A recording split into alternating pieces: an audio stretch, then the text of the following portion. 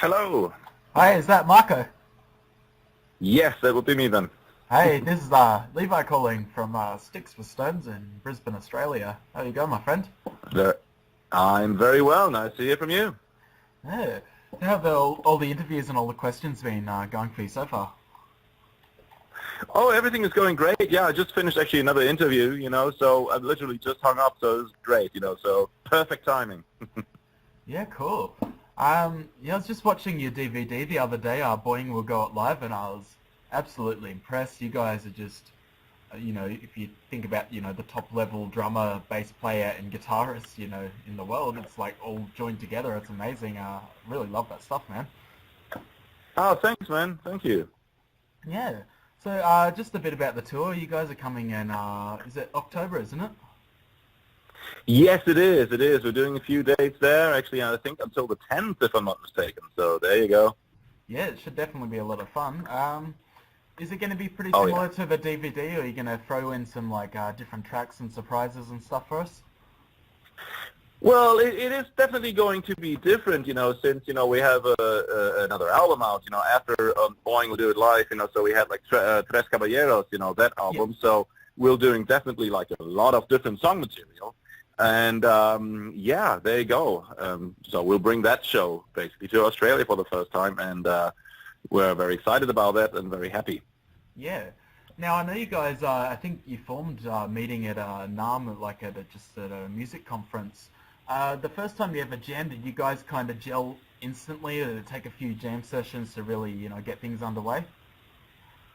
No, it was great. It was like one of these things. This is probably exactly why that band happened, Yeah. because the magic was like just right there when we started jamming. We were like, holy shit, what's going on here? It just felt so good, that we, did the first show, and then, the audience loved it, which was great for us. We were like, oh my God, this is really cool. And people were instantly craving for another, thing, from us. And so we actually planned on releasing an album, and that went well. And so we did the second one, and now we're at the third one. And and kept going. We didn't see that coming at all. That was like really how it kicked off, just like instant magic. Yeah, for sure. And just with your style, you got, so many different influences. There's kind of the prog rock thing, there's the jazz, there's the, I guess, speed metal as well. When you're jamming, is there any like particular sort of drumming style that you prefer doing, or is it kind of a mixture of all of the above?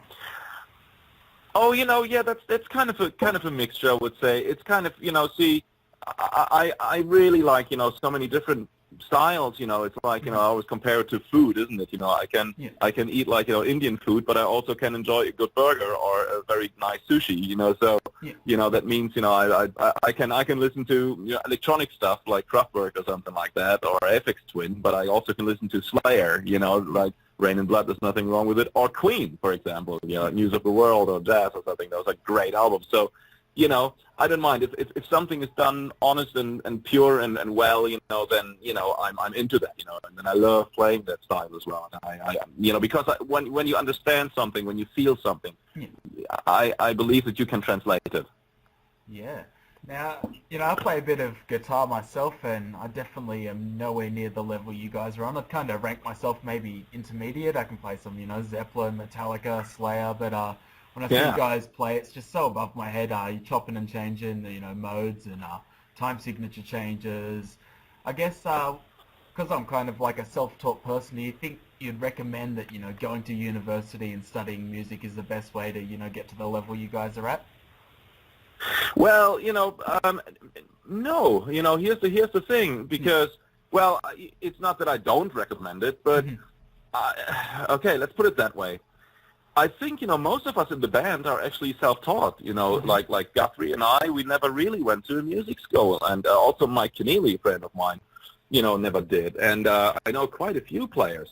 Um, so, well, Brian did. Brian went to Berkeley. Mhm. But yeah, the rest of us didn't, for example. It's like, all our passion, we were just like so hungry to gain knowledge, and I can, well, I know I did, I was kind of, eating all kinds of stuff up, like the Frank Zappa albums and learning the music, and then, writing books about drumming and all this kind of stuff. I had so many, I have so many ideas, that I really want to let them out and want to translate them. For me, it's like just rewarding to work on something and then coming up with something that just sounds cool to your ears and sounds great. So that's like, to me, it's a passion, it's a drive. It's like just, it's something that money can't buy. It's just something that you have to come up with yourself.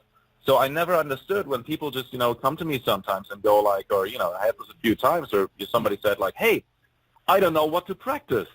What should I do? Should I go somewhere? And I go like, what do you mean you don't know what to practice? It's all there. You have to kind of just let it out, just come up with the idea and follow it. So, but I guess what universities, what they're good for. If you go, for example, to Berkeley or MI or those places, you play with people. That's the thing. That in certain countries or certain places that you're kind of a little bit remote from. So it's great to connect with people and kind of get experience and play with a lot of players and kind of do gigging and kind of just jump in the water and kind of see like how you like it. Yeah, definitely. So that's one beneficial thing. Yeah, and when I see guys like yourself or Steve Vai play, I know they must put a lot of hours into practice, but there's also a part of me that thinks, oh well, it must be genetics must come into play as well. I guess for you, when you first started, were you kind of naturally just a really good drummer, or was it just the result of many hours practicing?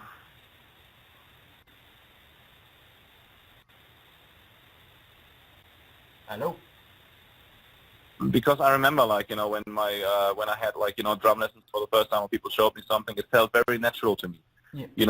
Picking up instruments and kind of, playing felt to me very joyful, very natural, and so, so I, of course, like to believe that there was something like that as well, but here's the other thing, I really want to say. It's like, if you listen to all these, players that you also mentioned, and about like technique and all this kind of stuff.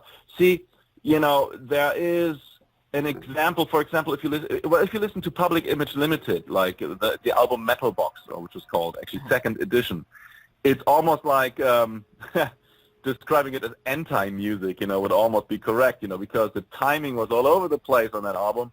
There's like they didn't give a damn about like tuning and about like singing out of time or tune, but the message and the mission was like very strong, and without that album, for example, maybe it influenced even bands like Björk or Radiohead and all these kind of bands. So it's important, I guess, what you also have artistically in your mind, and so yeah, that's the thing. It's not always a technique, and of course it's great to translate things, and technique comes in handy and comes in beneficial. But I would clearly say I would never use it to just show off.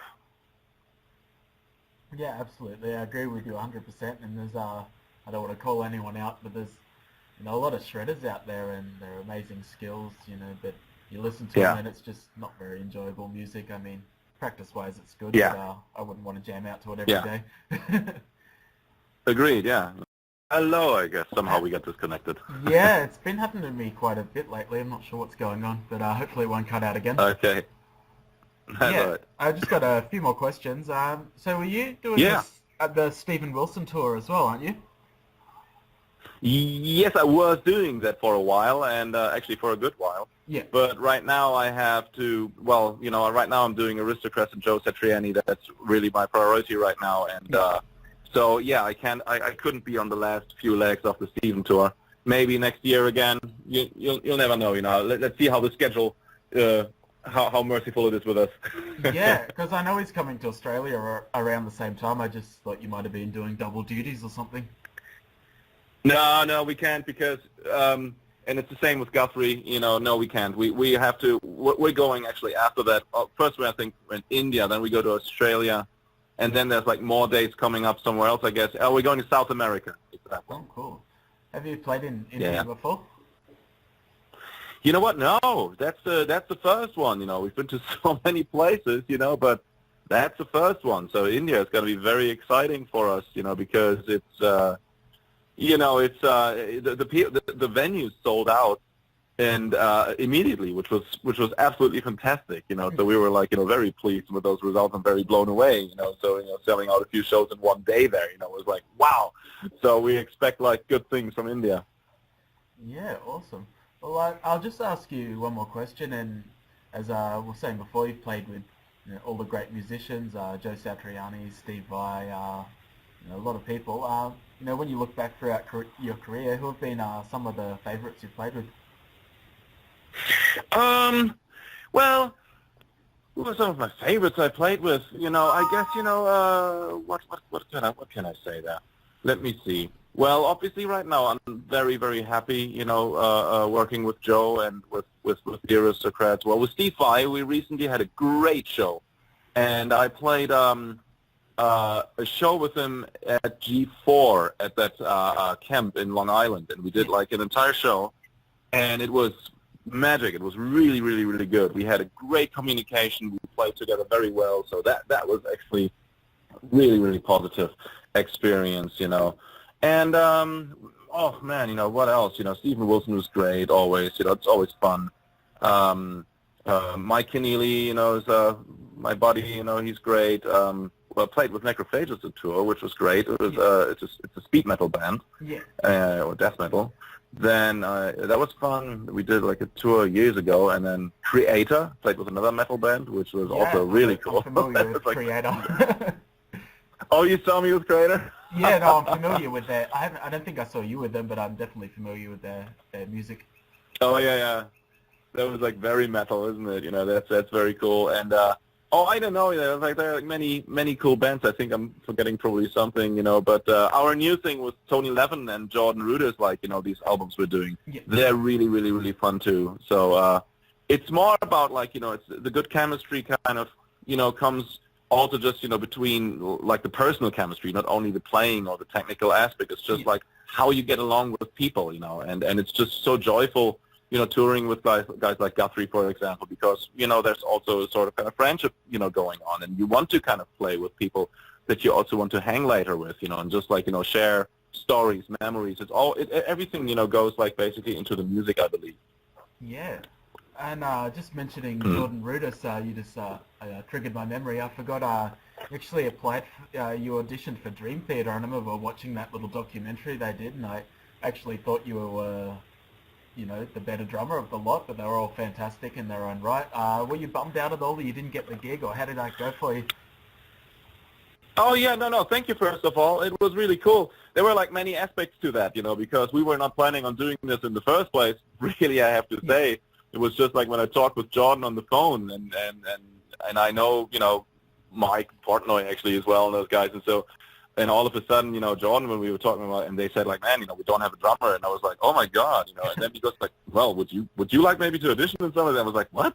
I was like, oh man, I didn't know, and we just did it for fun, and I just learned 3 songs, and it was really fun, I have to say, but and they really enjoyed it. They told me later, like they asked me questions if I would be available, throughout the year to do like gigs and stuff like that, and well, I have a lot of things actually going on, but I think, one of the main aspects was when they asked me that, like, hey, that was really, really fun. How many albums do you have? And I said, like, well, I don't have any records of you guys. And I remember, like, the songs, when they how many songs do you know or something? I said, like, well, these 3. You just sent me these 3 songs, so I know those. And for them, it was, like, very essential. I said, like, look, they were really, they wanted someone who is fully available and also like a fan of the band and is fully behind it, and so that was like one aspect, but for me it was just a fun, joyful experience, and Jordan and I, we still work together, and I'm really on good terms with John Petrucci as well. We were planning on doing an album together as well. So no, the vibes were very good. There's like, many logistics involved when things like that happen, or when you make it, commitment.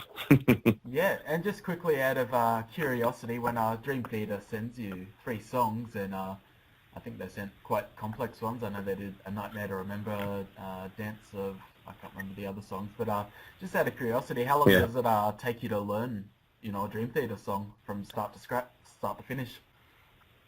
Oh, I don't know, like a day or something. Wow, that's fast.